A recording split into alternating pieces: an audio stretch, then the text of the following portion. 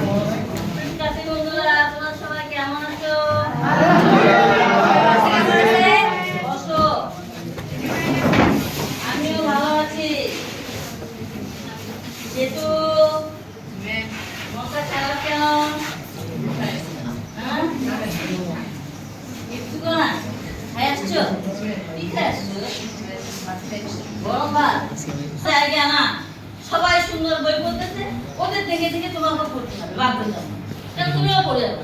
তাহলে যদি আমরা মাঝে মাঝে এই লাইব্রেরিগুলোতে গিয়ে বই পড়ি, তাহলে কিন্তু অনেক জ্ঞান অর্জন করতে পারি। বন্ধুত্বে বন্ধুত্বে ঝগড়াঝাটি হয়, হয় না? কিন্তু বইয়ে বইয়ে কি ঝগড়া হয়? আমরা যে বই পড়ি, আমরা যদি গল্পের বই পড়ি, তাহলে কিন্তু আমাদের কি হবে? জ্ঞান ভান্ডার বিস্তার লাভ করবে। আমাদের যে মস্তিষ্কে যে জ্ঞান আছে, এটা প্রসার ঘটবে কার মাধ্যমে? বই পড়ার মাধ্যমে। আমরা তো বই পড়ি না, তাই না? তাহলে আমরা স্ক্রিনে কি দেখতে পাচ্ছি? আমরা দেখতে পাচ্ছি সবাই লাইব্রেরি, না কোথায় লাইব্রেরি? সবাই বই পড়তেছে। এই স্থানটার নাম কি? লাইব্রেরি। তাহলে শিক্ষার্থী বন্ধুরা, তোমরা স্ক্রিনের ছবিটা দেখে বলতে পারতেছো যে ওরা বসে বসে কি করতেছে? ওরা বসে বসে লাইব্রেরিতে বই পড়তেছে, তাই না?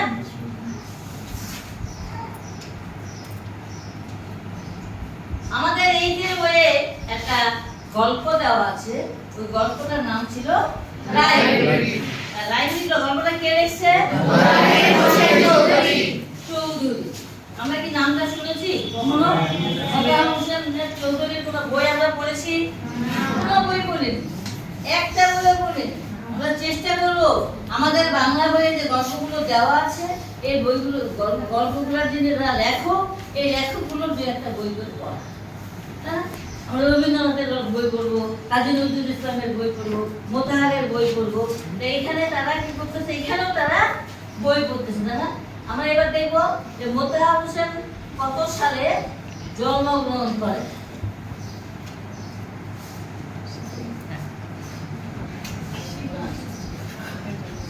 তারপরে আগে আগে আসবে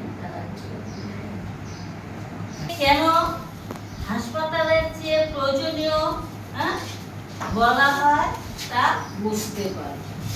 লাইব্রেরি হচ্ছে বইয়ের কি কারখানা, বইয়ের আড়ত।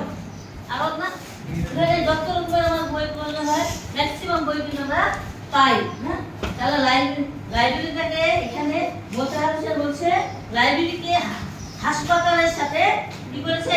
তুলনা করেছে। মোতাহার হোসেন চৌধুরীর জীবন ও সাহিত্য দর্শন সম্পর্কে জানবো। আর কি আছে? বুঝা হয়নি। আর কি আছে? আর আছে প্রাতিষ্ঠানিক শিক্ষার সাথে স্বশিক্ষার পার্থক্য বিশ্লেষণ করতে পারবো। ব্যক্তিগত ও জাতীয় জীবনে পাঠাগারের ভূমিকা ব্যাখ্যা করতে পারবো। প্রথমটায় দেওয়া আছে লাইব্রেরি কেন হাসপাতালের চেয়ে প্রয়োজনীয় বলা হয় তা বুঝতে পারবো। ঠিক আছে, হাসপাতালে কি করা হয়? চিকিৎসা করেন। কে চিকিৎসা দেয়?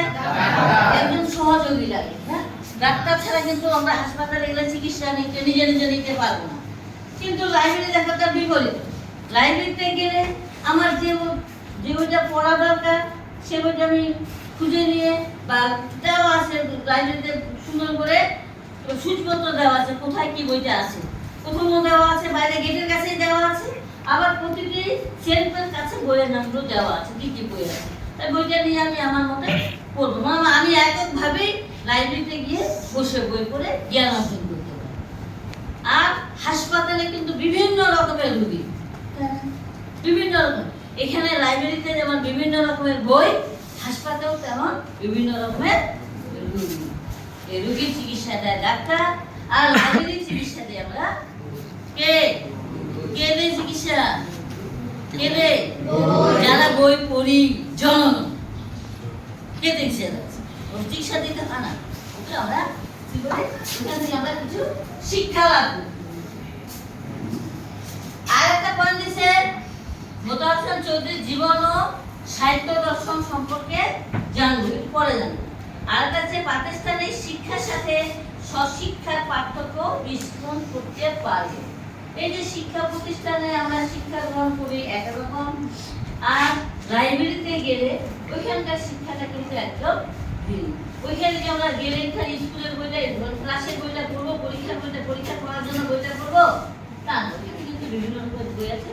দেখা গেছে পরীক্ষা পড়ার পাশাপাশি আরো যে কোনো বই পড়ে কিছুটা হলেও সেখানে জ্ঞান অর্জন করার চেষ্টা করে। তাহলে প্রাতিষ্ঠানিক শিক্ষাটা একরকম, লাইব্রেরি শিক্ষাটা আর একরকম। ব্যক্তিগত ও জাতীয় জীবনে পাঠাগারের ভূমিকা ব্যাখ্যা করতে হবে।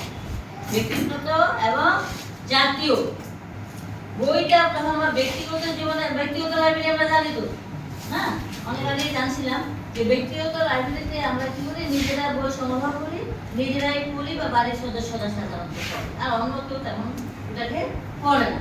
কিন্তু এখানে হচ্ছে জাতীয় জীবনের পাঠাগারের ভূমিকা।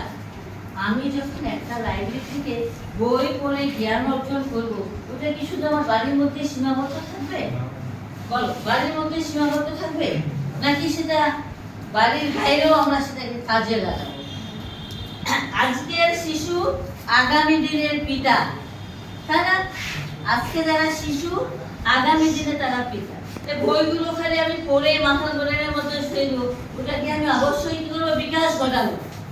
বই পড়ার পরে আমার মনের ভিতর সাধনা লাগবে যে আমাকে, আমি এবার এইটে পড়তেছি, আমাকে 9-এ ভালো রেজাল্ট করতে হবে, 9-এ গেলে যেন ফার্স্ট হতে পারি, 9 থেকে 10-এ উঠবো, 10 থেকে কলেজে পড়বো, কলেজে পড়ার পর বিশেষ করবো, চাকরি করবো। এই যে মনের একটা স্বপ্ন, এই স্বপ্নটা কিন্তু আমরা লেখাপড়ার মাধ্যমে, এখানে বলছে না যে জীবনের জাতীয় পাঠাগারের ভূমিকা ব্যাখ্যা করতে হবে, মানে জীবনের যে আমার শেষ সিদ্ধান্ত, শেষ স্বপ্নটুকু পর্যন্ত আমরা যেতে পারবো শিক্ষা নিয়ে।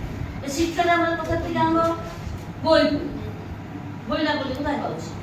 দেখে শুনে পাবো, প্র্যাকটিক্যালি কিছু পারবো, ভাগ কিভাবে রান্না করতে হয় ওটা দেখতে দেখি, তাহলে যে কেউ পারবো, ওটা বই পড়তে পারে না। কিন্তু এখন আমরা বই পড়তেছি, কি না আমরা ইউটিউব করে ভাত রান্নাও শিখতেছি, কিভাবে ভাত রান্না কিভাবে তরকারি রান্না করতে, কিভাবে পুডিং বানাতে, সব আছে ইউটিউবে, না সার্চ দিলেই পাওয়া যায়। ওটা তো বই থেকে লেখা, ভাগে কেউ লিখে দিচ্ছে।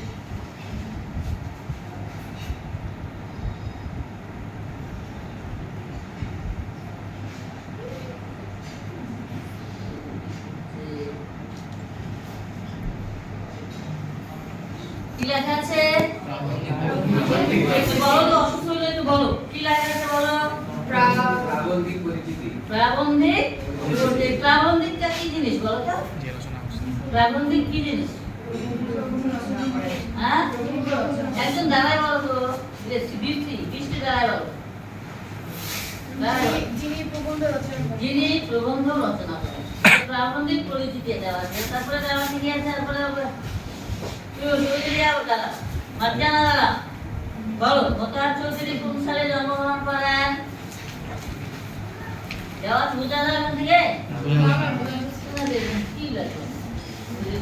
একাধারে শিক্ষাবিদ, তারপরে প্রারম্ভিক ও মুক্ত বুদ্ধি আন্দোলনের অগ্রপথিক, তার লেখনীতে উচ্চতা লাভ করেছে।